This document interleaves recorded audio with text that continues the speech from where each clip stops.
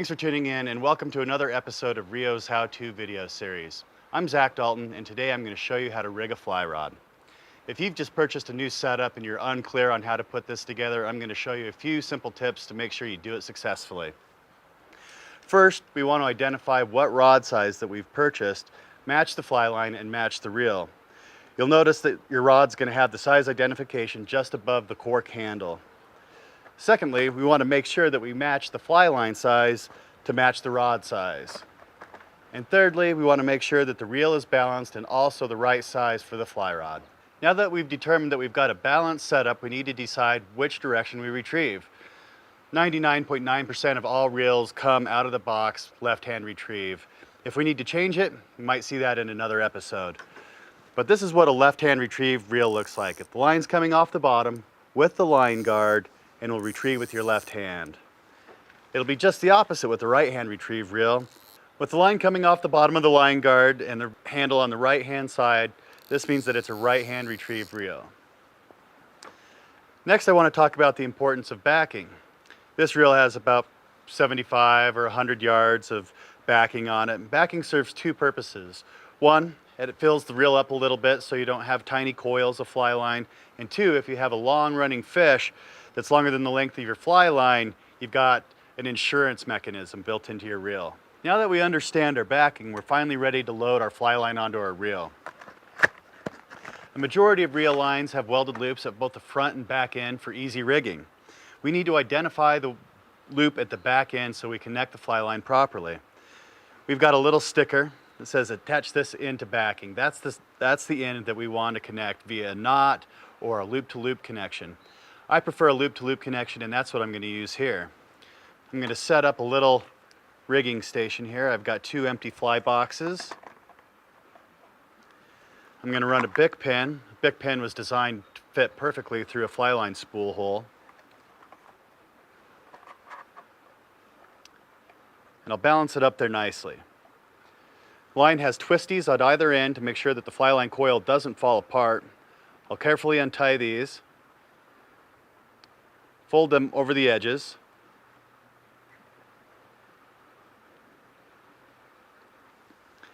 And now I'm ready to tie a surgeon's loop in the backing so I can go loop to loop connection.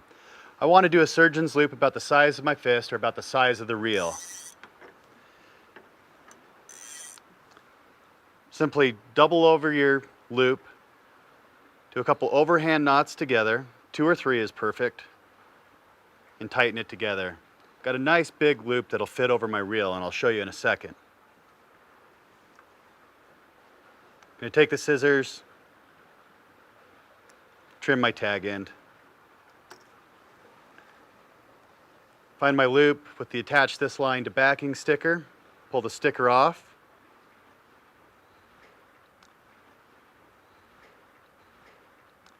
Then take my backing, thread it through the hole of the loop, pass my reel through the backing loop, and draw it tight together to create a square knot connection. There's definitely a right and a wrong way to load a fly line onto the reel. You want it to be direct to direct. That means that the fly line coming off of the fly line spool goes on the reel the exact same direction. So I'm going to hold this close to my chest and start to retrieve it on.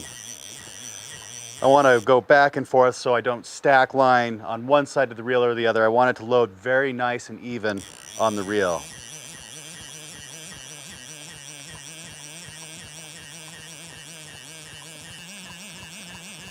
And I can start to feel the diameter of the fly line increase as I get to the belly or the weighted part of the fly line.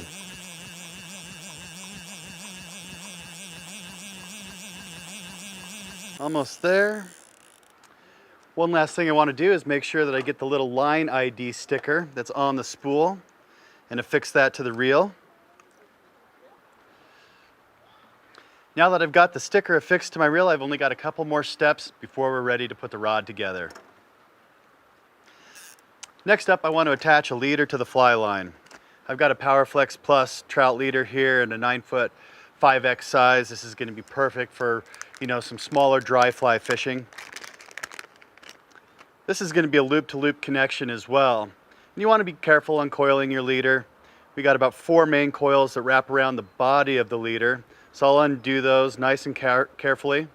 Then I'm going to put the leader over my fingers and pull it off nice and slow. Just like that. And the leader's going to have a little bit of memory. I'll give it just a simple tug down on the small tippet section. Give it a little bit greater tug on the taper section here. And on the butt section, I want that to be nice and straight, so I'll give it a good, strong pull to stretch out all the memory.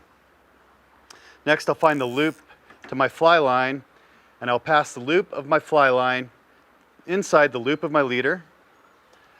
I'll strip this back till I get to the tippet section of my leader, then pass that right through the hole in my fly line loop. And I'll pull that through nice and smooth, slide the loop over, snug it down nice and tight, and then I've just connected my loop-to-loop connection from my fly line to my leader. Now we're ready to head down to the river. Now we've made it down to the water. I'm going to show you guys how to assemble the fly rod and get us out in the water and try and catch a fish.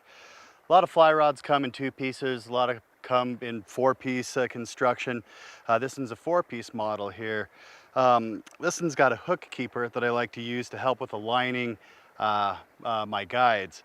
So I'll start first by putting the butt section in, and I'm going to kind of offset the first stripping guide with the hook keeper about 1/4 of an inch. I'm going to wait till I push down a little bit till I get some friction and kind of twist and seat at the same time. That's going to make sure that I get a nice solid connection there. I'm going to move up to the second piece and do the same thing. Come down about 1/4 of an inch offset, push it down and twist at the same time. Make sure it's nice and tight there.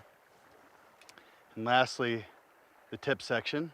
Same thing, about 1/4 inch offset, push it down, nice firm connection. Give it a shake, make sure everything's good.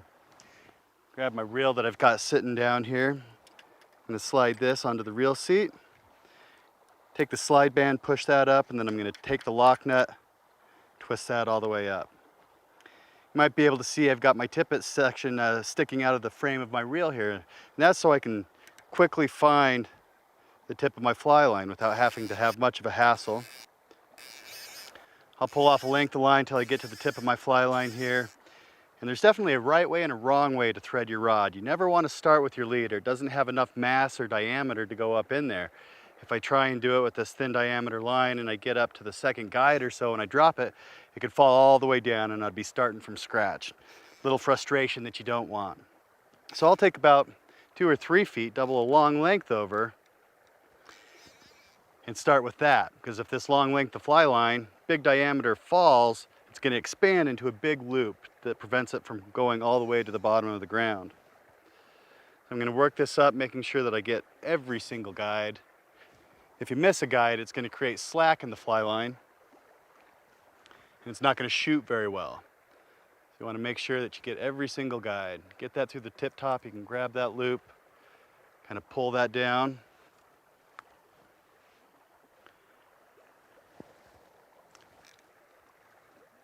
Now you're off and running. So that's how you properly assemble a fly rod. Thanks for watching. Hope to see you on the water soon.